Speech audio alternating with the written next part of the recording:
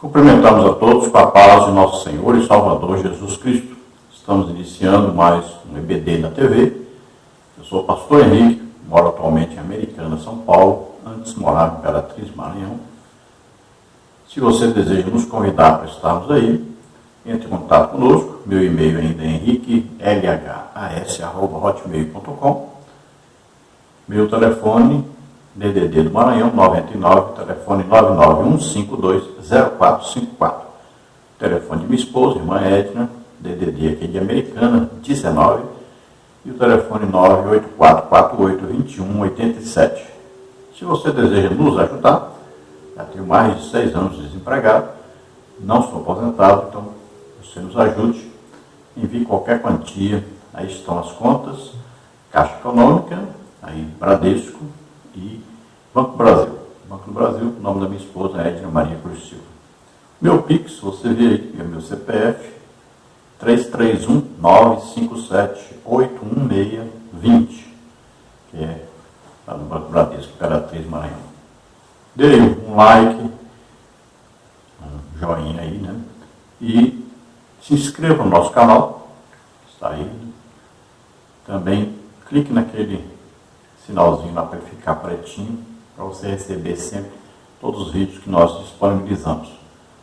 Divulgue esse trabalho, passe o link desse vídeo nos seus grupos. Os irmãos aí de Minas Gerais, principalmente aí na região de Belo Horizonte, Juiz de Fora, eu estarei em Ervalha, Minas Gerais, aí dos dias 28 de agosto até dia 12 de setembro. Eu vou visitar minha mãe e nesse período, se você deseja nos convidar para estar na sua igreja, então me avise e nós estaremos aí disponíveis para estar pregando por aí esses dias. E você não terá despesa de pagar minha ida e volta.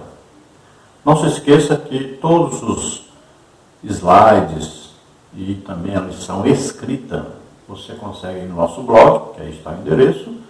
Se você deseja receber em PowerPoint os slides e também receber em Word a lição escrita, entre um dos nossos grupos, entre em contato comigo aí pelo WhatsApp e eu colocarei você em um dos nossos grupos.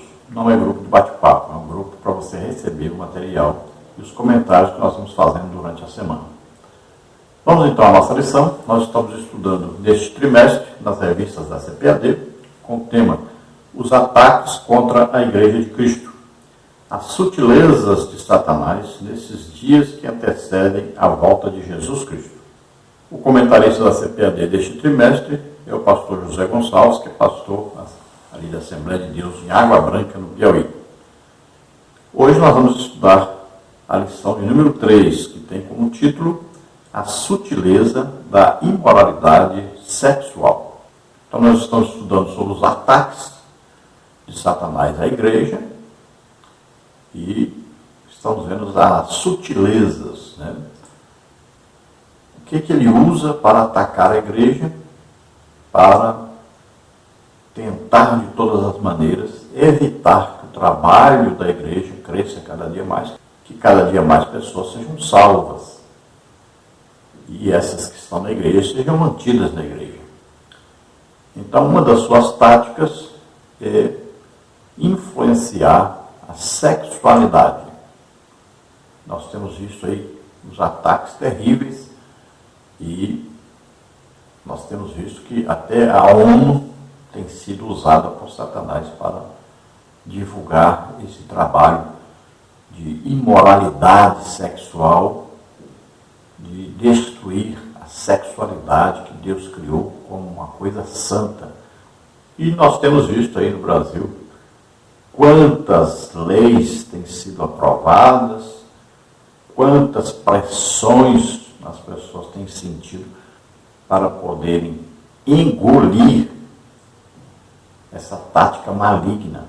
Temos visto aí exigência aí de permissão de pessoas homossexuais de entrarem em banheiros públicos, banheiro de colégio, de rodoviária, banheiros de restaurantes, Não entra lá um homem no banheiro das mulheres.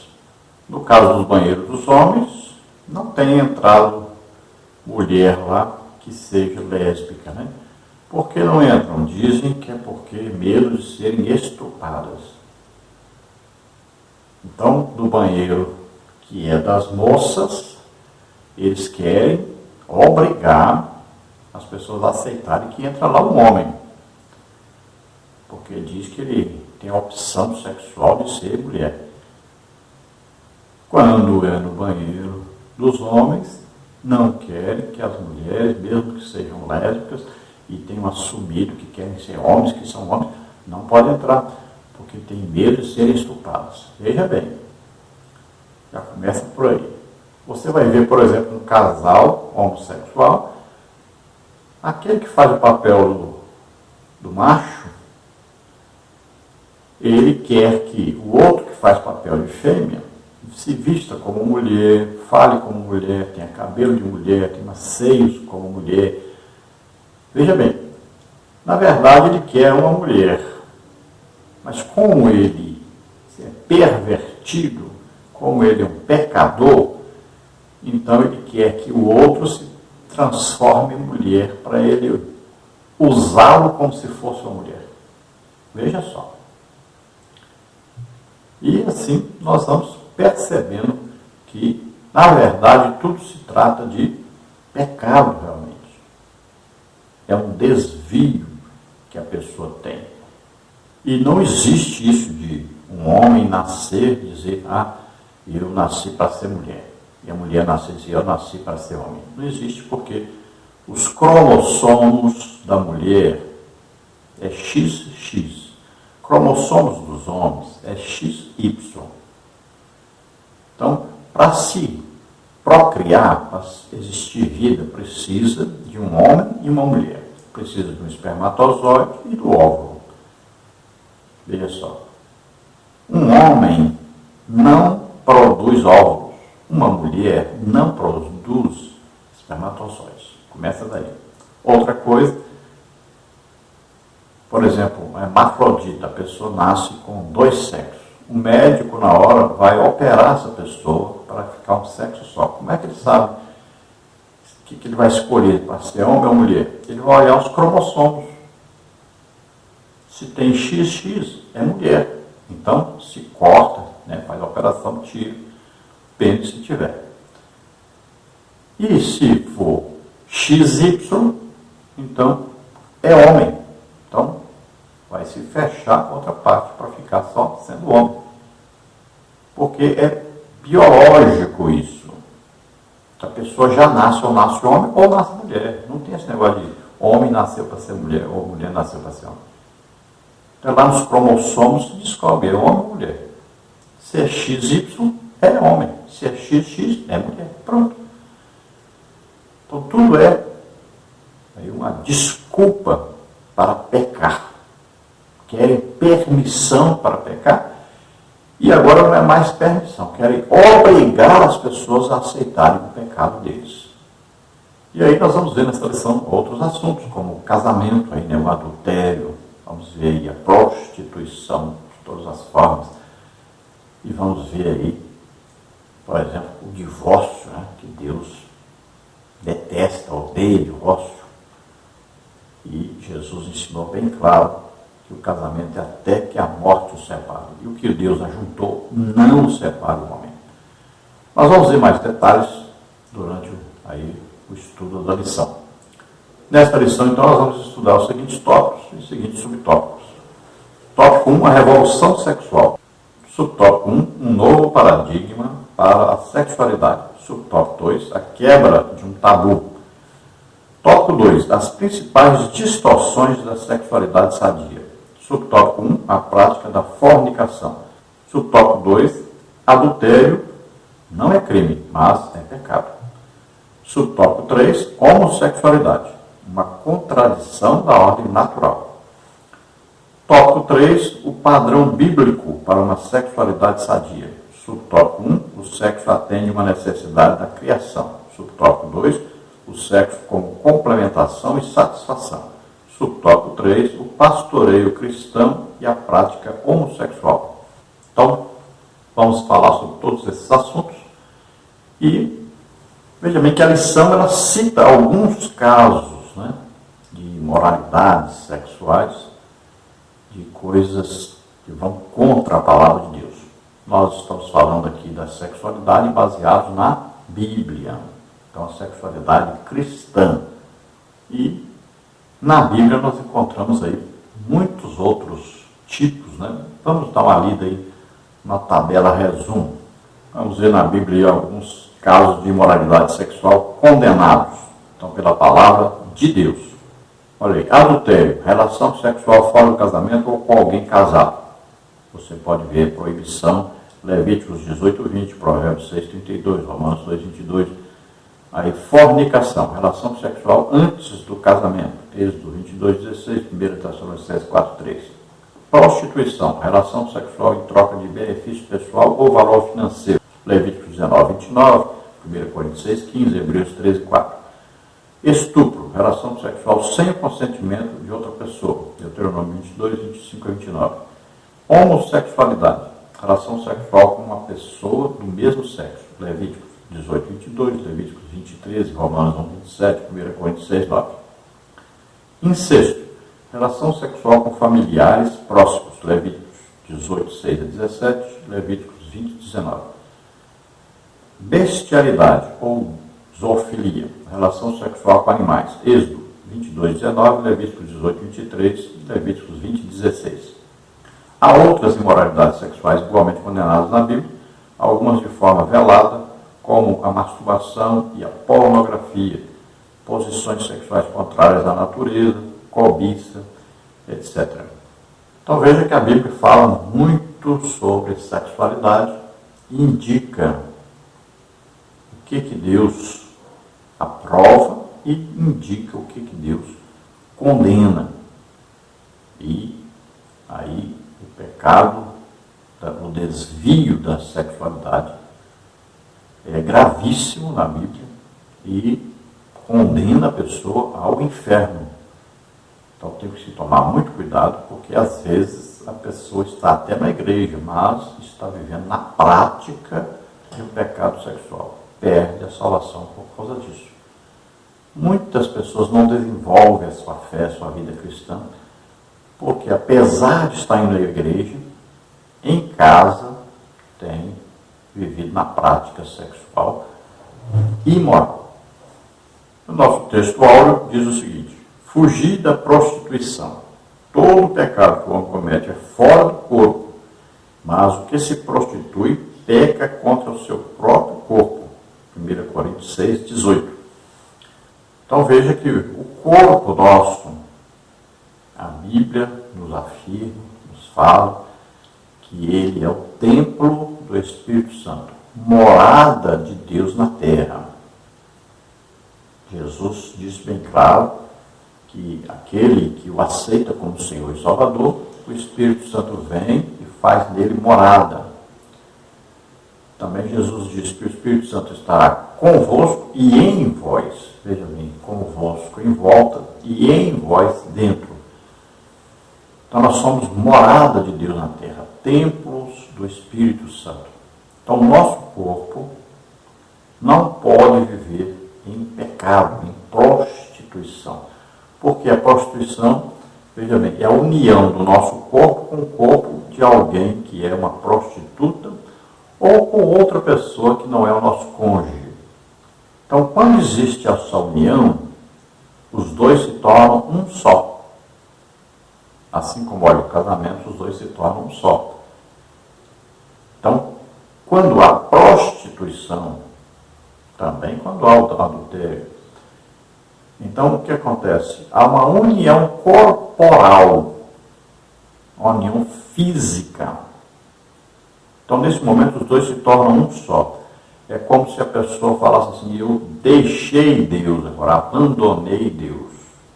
Não sou mais o templo do Espírito Santo. Entendeu? Então é uma coisa que não pode de maneira nenhuma acontecer. E o crente tem que tomar muito cuidado, porque muitos crentes tanto da igreja quanto crentes do passado, né, acabaram adulterando, caindo em prostituição. Né, e nós temos vários casos, né, de homens de Deus, homens chamados por Deus, de homens importantíssimos, né, como o caso de Davi, por exemplo, Salomão, né, e esses homens caíram neste pecado terrível, tanto de prostituição como de adultério. Então, são casos que nós vemos aí por toda a Bíblia, indicando para nós o erro cometido. Deus fala das coisas boas, mas também fala das coisas ruins que essas pessoas fizeram. E também fala das consequências que tiveram devido ao pecado que cometeram. A verdade prática diz: as Escrituras condenam toda forma de prática sexual fora da esfera do casamento constituído por Deus. Então, qualquer prática sexual fora do casamento é pecado. Não existe possibilidade de haver sexo sem ter havido casamento. É claro que dentro do casamento nós vamos ver também vários pecados que são cometidos, como aí sexo anal, né, que é um pecado abominável diante de Deus. E nós vamos ver aí casais que às vezes vão até para motéis, casais que estão assistindo filmes pornográficos, né, e várias coisas que são feitas e são pecados cometidos, que afastam as pessoas de Deus. Tem que tomar muito cuidado com isso. Principalmente, então, os crentes têm que tomar cuidado e não podem nem permitir e nem apoiar que seus filhos vivam assim, em prostituição, em adultério. Porque nós temos visto muitos crentes que estão na igreja normalmente, estão ceando e tudo mais, em casa, seus filhos estão na prostituição, estão concordando com isso. Filhos estão levando namoradas para os quartos e muitos deles têm até morado dentro da própria casa dos pais com pessoas solteiras como eles. Filhos que estão vivendo em prostituição realmente. E os pais concordam, apoiam e sustentam esses filhos normalmente. Em Romanos capítulo 1, se você ler lá no final do capítulo, você vai ver. E lá diz, pessoas que concordam com esse pecado, aceitam isso, apoiam isso, também estão em pecado. Olha o que diz o versículo aí, capítulo 1, versículo 32. Os quais, conhecendo a justiça de Deus, que são dignos de morte, os que tais coisas praticam, não somente as fazem, mas também consentem aos que as fazem. Então veja, no Antigo Testamento é bem claro, né, a respeito do adultério, da prostituição, sexo antes do casamento, a homossexualidade, né? Você vai ver lá, por exemplo, rapazes escandalosos, né? Ou prostitutos cultuais. Então essas pessoas eram mortas. No Novo Testamento está escrito aí que são dignos de morte. Agora, no Novo Testamento o que acontece? Nós não vamos matar essas pessoas. Nossa luta é contra Satanás e os demônios. Essas pessoas nós vamos amar, vamos ensinar a palavra de Deus. O que Deus diz sobre isso? Então, está errado. Nós não concordamos com isso. Nós não podemos apoiar esses pecados. Mas também nós vamos odiar as pessoas e nem matar as pessoas, nem cometer qualquer violência contra as pessoas. De jeito nenhum. Nós temos que amar essas pessoas, pregar o evangelho para elas, né? Lutar para que elas conheçam a verdade. Agora, nunca apoiar. Tomemos cuidado com isso. Não podemos apoiar.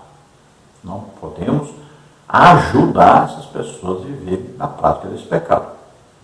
Vamos ver a leitura bíblica em classe, que está em 1 Coríntios 6, 15 a 20, e Romanos 1, 26 a 28. Vamos então, 1 Coríntios 6, 15. Não sabeis vós que os vossos corpos são membros de Cristo? Tomarei, pois, os membros de Cristo e far-os-ei membros de uma meretriz? Não, por certo. Ou não sabeis que o que se ajunta com a meretriz faz um corpo com ela? Porque serão, disse, dois numa só carne. Mas o que se ajunta com o Senhor é o mesmo Espírito. Fugir da prostituição. Todo pecado que o homem comete é fora do corpo, mas o que se prostitui peca contra o seu próprio corpo. Ou não sabeis que o nosso corpo é o templo do Espírito Santo que habita em vós, proveniente de Deus, e que não sois de vós mesmos? Porque fostes comprados por bom preço. Glorificai, pois, a Deus no vosso corpo e no vosso espírito, os quais pertencem a Deus. Romanos 1, 26 diz: pelo que Deus os abandonou às paixões infames, porque até as suas mulheres mudaram o uso natural, no contrário à natureza. E semelhantemente também os varões, deixando o uso natural da mulher, se inflamaram em sua sensualidade uns para com os outros, varão com varão, cometendo torpeza, recebendo em si mesmos a recompensa que convinha ao seu erro. E como eles se não importaram de ter conhecimento de Deus, assim Deus os entregou a um sentimento perverso para fazerem coisas que não convêm. Então veja que nós somos, espírito, alma e corpo. E nós temos que manter irrepreensíveis essas três partes que nós temos, espírito, alma e corpo, lutando contra o pecado, sempre, todo dia. Cada dia é uma luta, cada dia tem que ser uma vitória. Então temos que viver uma vida santa, nos esforçarmos para não andarmos na prática do pecado. Assim poderemos manter a comunhão com Deus, comunhão com o Espírito Santo que mora em nós. Então fazemos parte do corpo de Cristo na terra. Cada crente salvo faz parte do corpo de Cristo, é um membro do corpo de Cristo. Nós não podemos pegar um membro do corpo de Cristo e unir com um membro do corpo de Satanás. Então, se você ler Romanos capítulo 1, vai falar sobre a idolatria em que as pessoas vivem.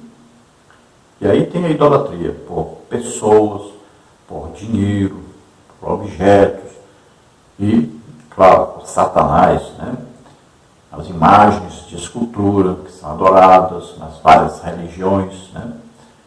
Então, quem vive desse jeito, a palavra de Deus está dizendo que Deus os abandonou, olha só, deixou mesmo de lado, para que eles façam coisas que vão destruir a eles mesmos. E aí diz que vão receber a recompensa disso em si mesmos. O que eles vão fazer? Então está falando aí, quando a pessoa vive na idolatria, vive sem Deus, sem estar corretamente com Deus verdadeiro, vivendo em santidade, o que acontece? A mente deles fica cauterizada, eles não conseguem discernir o que é certo e o que é errado. E quando conseguem saber o que é certo e o que é errado, escolhem sempre o errado.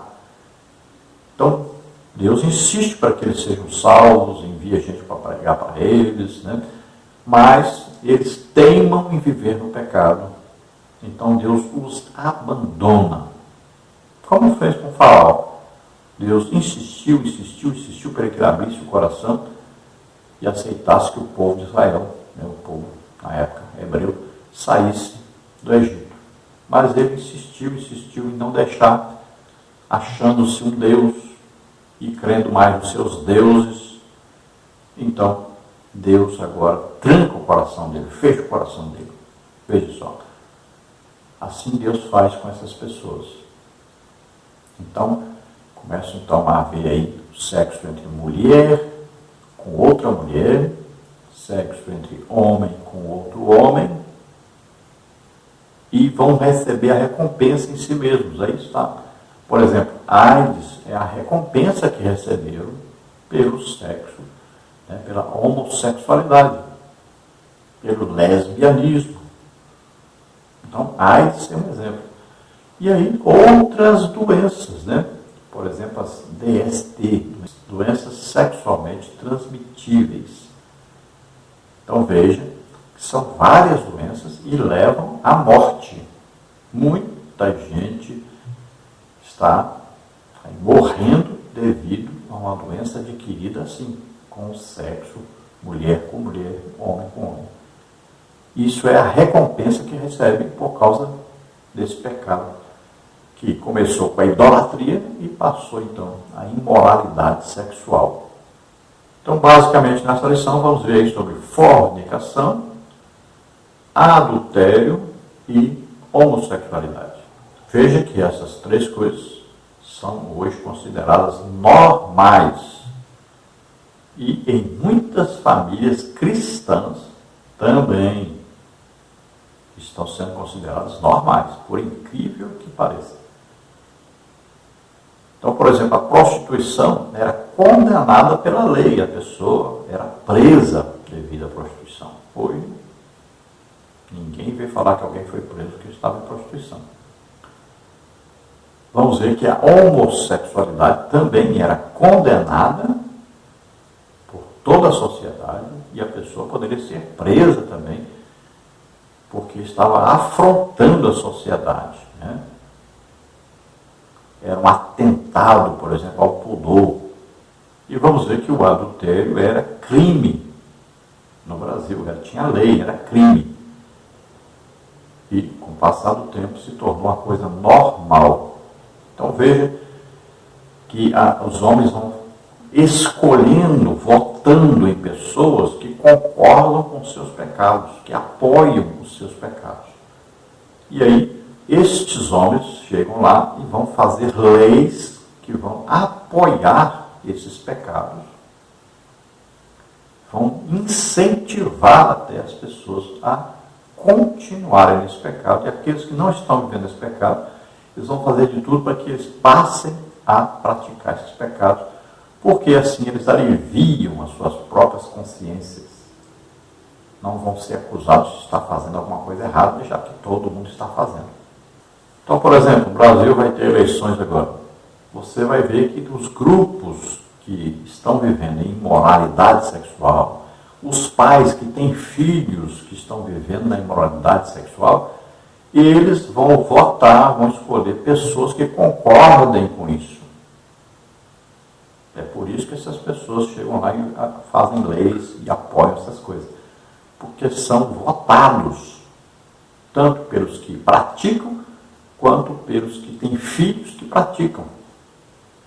É uma coisa escandalosa e o pecado vai se alastrando cada vez mais.